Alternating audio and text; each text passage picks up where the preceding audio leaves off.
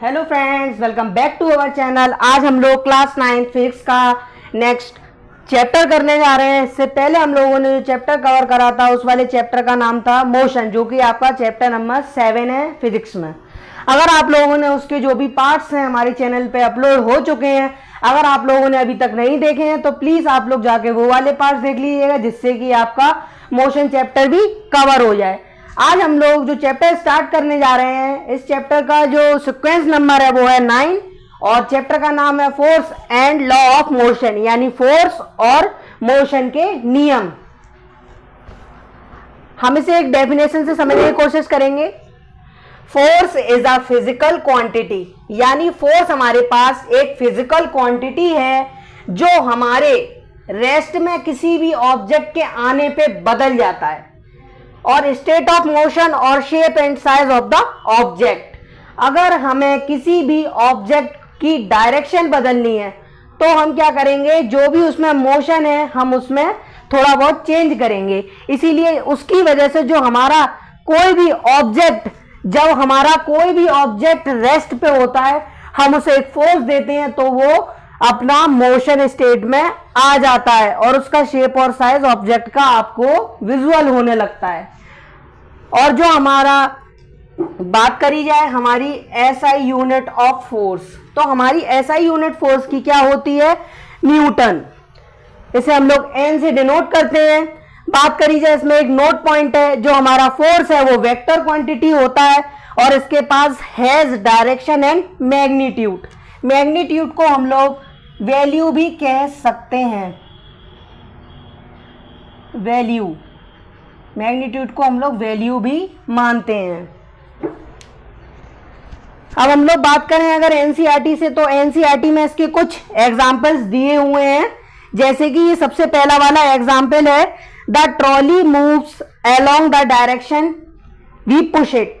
यानी हमारे पास, आप लोग एक शॉपिंग मॉल में गए और आप लोगों को एक ट्रॉली मिली, आप लोगों ने उसमें अपना जो भी सामान था जो आपने लिया है उसको आप लोगों ने कैरी करा और आप उसमें क्या कर रहे हैं, एक फोर्स लगा रहे हैं जिससे कि आपकी ट्रॉली आगे की तरफ चल रही है। बात करी जाए कि अगर आपके पास कोई ड्रॉअर है तो ड्रॉअर में आप लोग जनरली क्या करते हैं, अगर जैसे कि ड्रॉअर है उसमें आपके पेन वगैरह रखे हैं तो आप लोग उसे ओपन करेंगे, तो ओपन करने के लिए जो आपका फोर्स लगेगा वो लगेगा अपोज में। यानी पहले तो हम लोग उसको फॉरवर्ड कर रहे थे, अब हम इसे बैकवर्ड करेंगे।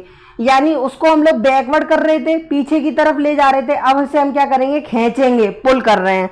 तो आपने अपना जो डोर ओपन करा ड्रॉअर का वो ऐसे करेंगे, इस वाली मोशन में करेंगे आप लोग। और जब आप लोग मॉल में जाएंगे तो आप लोग ट्रॉली को जब मूवमेंट करेंगे तो आपकी ट्रॉली इस वाली डायरेक्शन में जा रही है, और अगर उसी जगह आप लोग फोर्स को पुल कर रहे हैं ड्रॉअर खोलने के लिए तो इस वाली डायरेक्शन में आ रही है। अब बात करी जाए कि एक हॉकी प्लेयर है, हॉकी प्लेयर को क्या करना है, हॉकी प्लेयर है जो आपका, उसको क्या करना है, जो जब वो गेम खेलता है तो उसके पास एक बॉल टाइप की होती है जिसे वो पुश करते हैं, तो उसमें भी आपका एक फोर्स लग रहा है। अब आपको एक बचपन की चीज से समझने की कोशिश करिएगा। जब आप लोग छोटे थे तो आप लोग क्या करते थे, कुछ भी बॉक्स वगैरह होता था तो उसमें आप लोग बैठ जाते थे, जो भी आपके भैया बहन होते थे या आपके दोस्त होते थे, आप उनसे कहते थे कि ये एक रोप मान लीजिए इसमें और हमें खींचिए। जब हम लोग उसको खींचते थे तो हम लोगों को बड़ा अच्छा लगता था। ये पहले एक गेम होता था, आजकल कोई नहीं खेलता ऐसे, ये बहुत जेन्युइन बात है। तो उसमें भी हम लोग क्या करते थे, फोर्स लग रहा है आगे की तरफ खींचने के लिए। और ऐसे ही बच्चों के जो और तरीके के गेम होते थे, जैसे कि उसमें वो लोग क्या करते हैं, एक गेम हो गया tag of war. Tag of war में क्या होता है, जो आपकी रोप होती है उसमें आप लोग दो टीम्स ए और बी में डिवाइड करते हैं। तो जैसे कि इसे एक एग्जांपल से समझिएगा, ये हमारी हो गई रोप, ये हो गई टीम ए और ये हो गई टीम बी, और यहां पर कहीं ये दोनों टीम हैं। तो यहां पर ये क्या कर रही है, ये वाली टीम अपनी तरफ लगाएगी फोर्स, ये वाली टीम अपनी तरफ लगाएगी, तो ये वाला फोर्स हमारा क्या हो जाएगा, अनबैलेंस्ड। और अगर उसी जगह आप लोग हैं और आप लोगों के पास क्या था, हाँ, अगर आपके पास एक पहिया है और ये रहे आप। अगर ये आप थे, आप जनरली क्या कर रहे हैं, कुछ एक पहले स्टिक होती थी, स्टिक ले ली आप लोगों ने और आप इस पहिए को मूव करा रहे हैं। इस पहिए को हमने क्या कराया है, मूव।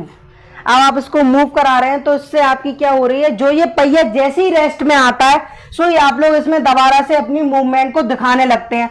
जैसे ही ये पहिया रेस्ट में आया, आपने फिर से इसमें अपनी स्टिक मार दी जिससे कि ये हमारा पहिया तुरंत मोशन में आ जाता है। ये भी एक एग्जाम्पल है। So students please note it down the definition. आगे चलते हैं, इसमें बताते हैं बैलेंस फोर्स क्या होता है, अनबैलेंस फोर्स क्या होता है, उसे भी बढ़िया एग्जाम्पल से समझने की कोशिश करेंगे। इसमें आगे चलते हैं, इसमें अगर हम लोग बात करें बैलेंस्ड फोर्स के बारे में, तो बैलेंस फोर्स में क्या होता है, नेट फोर्स इज जीरो, यानी जो हमारा नेट फोर्स होता है वो जीरो हो जाता है, क्योंकि दोनों जो भी ऑब्जेक्ट होते हैं वो अलग अलग डायरेक्शन में जा रहे होते हैं, इसलिए वो कैंसल आउट कर देते हैं एक दूसरे को।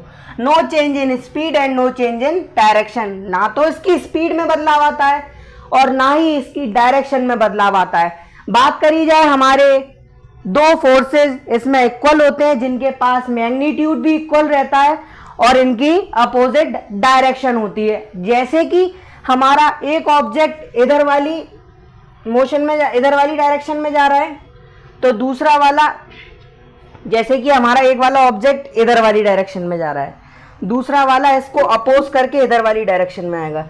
यानी एक जो ऑब्जेक्ट है वो हमारा इधर वाली डायरेक्शन में जा रहा है और एक जो ऑब्जेक्ट है वो हमारा इधर वाली डायरेक्शन से आ रहा है। साफ सीधे आप लोग यहाँ से समझिएगा, अगर आप कहीं जा रहे हैं तो आप लोग ऐसे आ रहे हैं और कहीं से आ रहे हैं तो आप लोग ऐसे ही तो आएंगे, तो ये एक दूसरे के अपोज हो गया। ये सिंपली आप लोगों के लिए अपोजिट डायरेक्शन हो गई। तो अपोजिट में तो सीधे सीधे कैंसल हो जाएगा।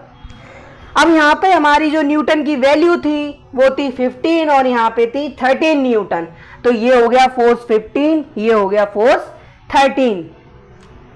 इसमें हम लोगों ने लगाई नहीं है न्यूटन की, ये लगाना बहुत ज़्यादा ज़रूरी होता है। तो यही इसकी डिफाइन होती है। और अगर हम लोग इसके कुछ और एग्जांपल्स करना चाहते हैं तो इसे एनसीईआरटी से देखते हैं। Figure 9.3 shows a wooden block on a horizontal table, यानी आपको फिगर 9.3 में एक टेबल दिखाई दे रही है जिसपे आपको एक ब्लॉक रखा जा रहा है। Two strings X and Y are tied to the two opposite faces of the block as shown, यानी जो आपका ऑब्जेक्ट था वो एक टेबल पे रखा जा रहा है, उसकी जो दो डायरेक्शन थी, एक डायरेक्शन का तो नाम उसने दे दिया एक्स और एक डायरेक्शन का नाम दे दिया उसने वाई। तो सिंपली उसमें क्या हो रहा है, थोड़ा ट्विस्ट है इसमें। सिंपली उसमें क्या हो रहा था, जो हमारा ऑब्जेक्ट है वो कुछ इस टाइप से जा रहा है, बुक में दिखाया जा रहा है, इस टाइप से हमारा ऑब्जेक्ट जा रहा है। बात करी जाए इसके बारे में तो हमारा एक्स और वाई के बारे में ये बता रहे हैं, the block begins to move to the right, यानी जब हमारा बॉक्स है या ब्लॉक है वो राइट डायरेक्शन में जाएगा। Similarly if we pull the string Y the block moves to the left, अगर हम लोग एक्स को खींचेंगे तो राइट में जाएगा और अगर हम वाई को खींचेंगे तो लेफ्ट में जाएगा। एक्स को खींच रहे हैं तो हमारा जा रहा है राइट में, वाई को खींच रहे हैं तो हमारी जा रहा है लेफ्ट में। यहां पर क्या है, एक ब्लॉक है और नीचे इसमें एक टेबल है। ये हमारी कुछ टेबल हो गई, आप लोग समझ लीजिएगा, मैंने रफली बनाया है थोड़ा। फिर उसके बाद बताया जा रहा है but if the block pulled from both the sides with equal forces, यानी अगर हम लोग दोनों ही हिस्सों से इक्वल फोर्स में खींचेंगे एक ही बार में, तो यही हमारा क्या कहलाता है, बैलेंस्ड फोर्स।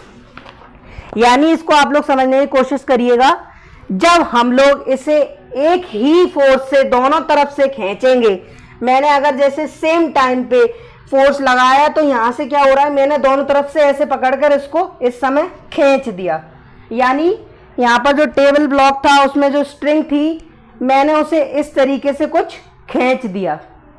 अगर आप लोगों को कुछ एग्जांपल से समझने की कोशिश करिए, जैसे मेरे पास ये स्ट्रिंग है, मैंने इस स्ट्रिंग को क्या करा, एक ही टाइम पे खींचा, तो दोनों तरफ से मेरा क्या होगा, यहाँ पे बैलेंस्ड फोर्स हो रहा है।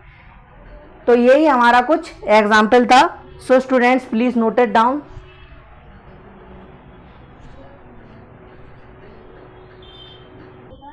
Thank you friends.